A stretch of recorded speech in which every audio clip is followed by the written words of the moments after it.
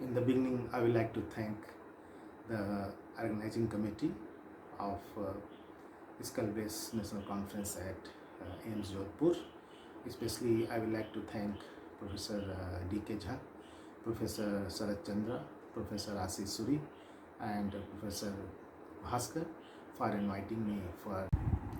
So we'll discuss anterior cranial based lesion, especially anterior meningoencephalocele, which we encountered at our institution. We had 25 cases, such cases, followed by CSF rhinorrhea. Anterior meningoencephalocele was the most common lesion in our practice, followed by CSF rhinorrhea. This is a historical perspective. Everybody knows incidence is 3,000 to 10,000 by birth. And embryology, everyone knows that around 24-28 days there are something which happens which leads to formation of anterior meningoencephalocele. Classification are very large. Important one is by Sunwala and Sunwala First Hospital encephalocele. We found 4 nasal, 8 nasoethmoidal, 2 nasoorbital, 7 nasofrontal, and 3 interfrontal, and 1 spinoff. Investigation following lesson can be used in such cases to find out other abnormalities in the body as well, because this is sometimes associated with other abnormalities as well, apart from the anterior meningoencephalocele.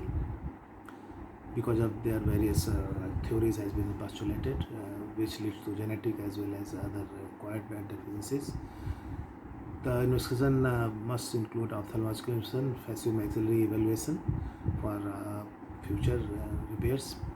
In past, we used to do metromized CT to see CSF leak.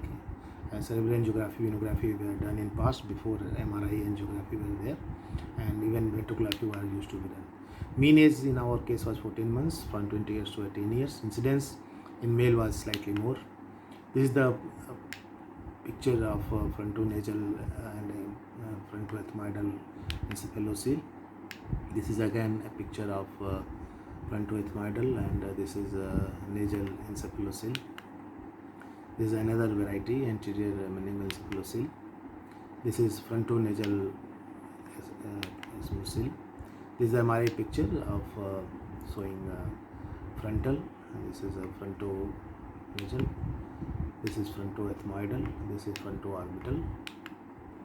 This is frontonasal, and this one is nasal. This is frontonasal, and this is frontal. This is also frontal. Management, in most of the cases, the emergency management is not required if the patient is not having CSF leak or meningitis, or hydrocephalus is not present. In case hydrocephalus is present, it may be treated early, because it improves the wound healing, as well as chances of CSF leak and meningitis is decreased. In our cases, 2 patients already had meningitis, so we treated with EVD and antibiotic.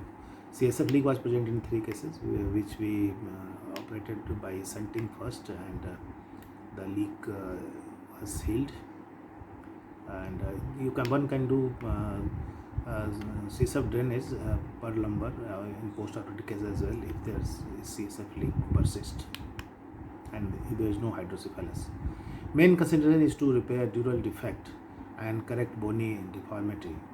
To correction of other facial abnormality like elongated nose, hypertellurism, which involves teamwork of plastic and cranial surgeon. Early surgery is ideal, as bone is thin and can be molded easily. Early surgery prevents CSF leak as well, but it takes a longer time in doing that, and it requires teamwork as well, for which patient should be slightly older, 8 to 10 months, to withstand such large surgeries.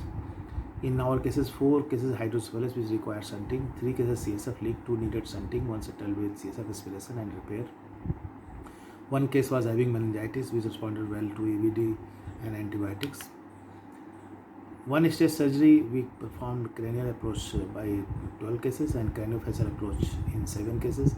2 stage surgery we done by cranial and facial in separate steps in 5 cases, and only facial approach in 1 case. Cranial approach, standard bicoronal bifrontal craniotomy. I have not gone into detail, as the next lecture by Dr. Das will cover it in much detail. So I will restrict it to, as a standard bicoronal bifrontal craniotomy is done, preventing the entry into frontal sinus, and if it is entered, it is exonerated properly and closed. Neck of the encephalocele is approached, and it is dissected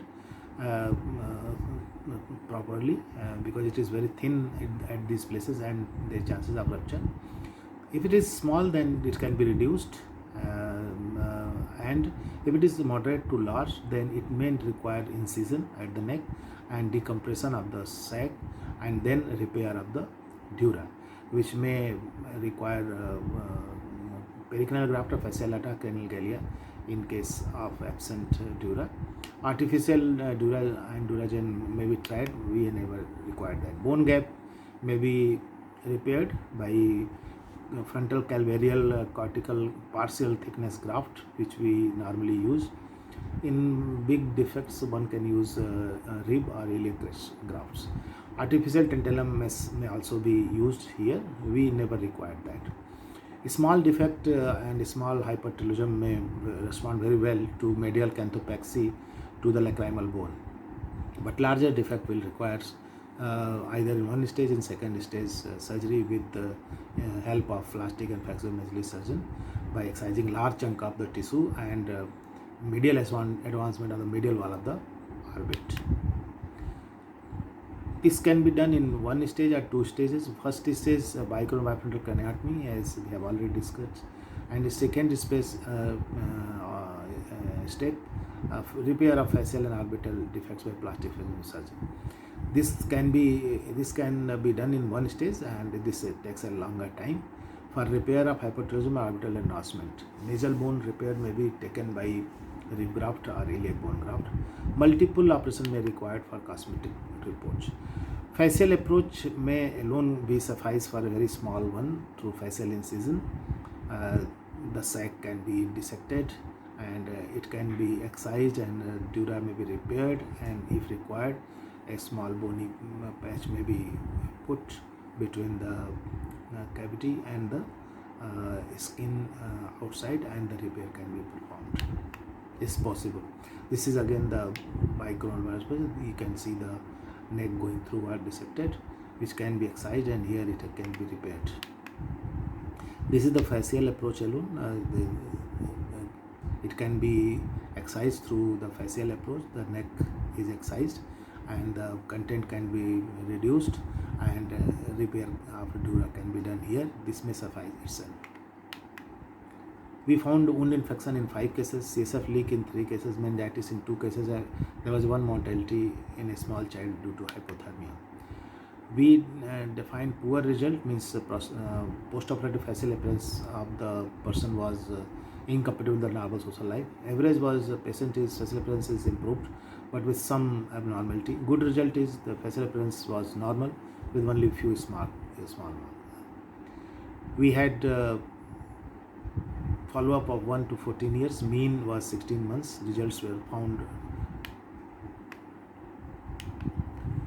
good in 15 cases, average in 8 cases, and poor in 1 case, while 1 patient died in follow-up. This was the follow-up of the patient 4 years later. This look like this. This is again follow-up after 7 years. This look like this. We found our inspiration from Suvenawala